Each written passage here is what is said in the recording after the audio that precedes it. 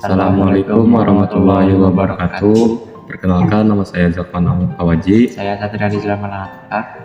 Kami dari 10 MIPA 2, kami berdua akan membahas dan menjelaskan tentang hal-hal yang bersangkutan dengan ancaman-ancaman yang ada di bidang ekonomi. Sebelum melanjutkan penjelasan, kita harus mengetahui apa arti dari ancaman. Ancaman adalah usaha yang bersifat mengubah atau merombak kebijaksanaan yang dilakukan secara konsepsional melalui tindak kriminal dan politis. Jadi, kita akan lanjutkan pembahasan tentang ancaman-ancaman di bidang ekonomi.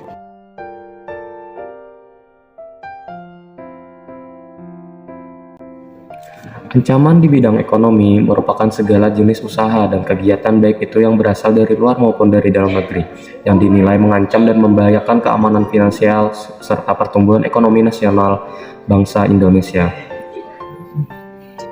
Yang berikutnya adalah ada beberapa dampak yang terjadi ketika ada ancaman di bidang ekonomi, yaitu apa saja? Yang pertama adalah melonjaknya barang-barang impor. Kedatangan barang-barang impor akan menyebabkan semakin terdesaknya produk-produk lokal, terutama produk tradisional. Akibatnya, barang-barang produksi lokal kalah bersaing. Yang kedua adalah kesenjangan sosial. Persaingan bebas ekonomi akan mengakibatkan ada pihak yang kalah dan menang. Pelaku ekonomi yang menang akan menguasai pasar, sementara yang kalah tidak kebagian apapun. Dan yang ketiga adalah korupsi yang merajalela. Berdasarkan data yang dirilis Transparency International Indonesia (TII), indeks persepsi korupsi Indonesia pada tahun 2021 berada di angka 38 pada skala 0 hingga 100. Yang keempat adalah masalah inflasi. Inflasi menjadi salah satu ancaman di bidang ekonomi yang terjadi di Indonesia, apalagi jika kenaikan harga barang terjadi secara terus-menerus, yang mana dapat mengakibatkan perubahan nilai uang terhadap mekanisme pasar. Ketika inflasi terjadi, terdapat beberapa strategi yang bisa dilakukan oleh pemerintah untuk menstimulasi ekonomi, misalnya dengan melakukan penerapan devaluasi, menekan tingkat upah, kebijakan moneter, melakukan pengawasan aktivitas ekonomi, mengatur jalur distribusi, meningkatkan produksi dalam negeri.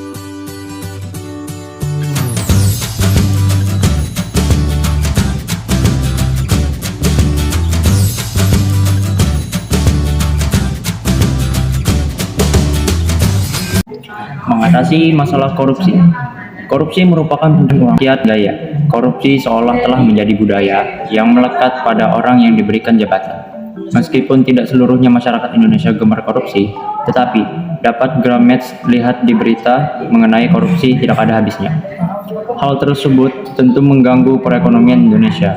Ia menyebabkan laju ekonomi Indonesia melambat.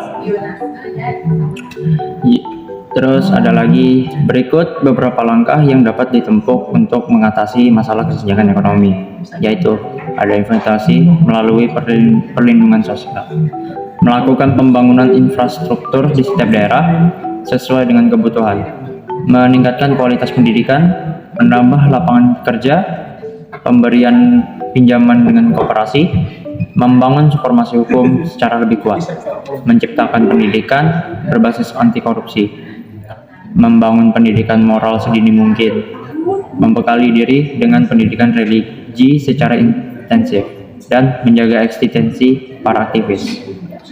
Dan sekian dari kami tentang penjelasan hal-hal yang bersangkutan dengan ancaman-ancaman di bidang ekonomi. Wassalamualaikum warahmatullahi wabarakatuh.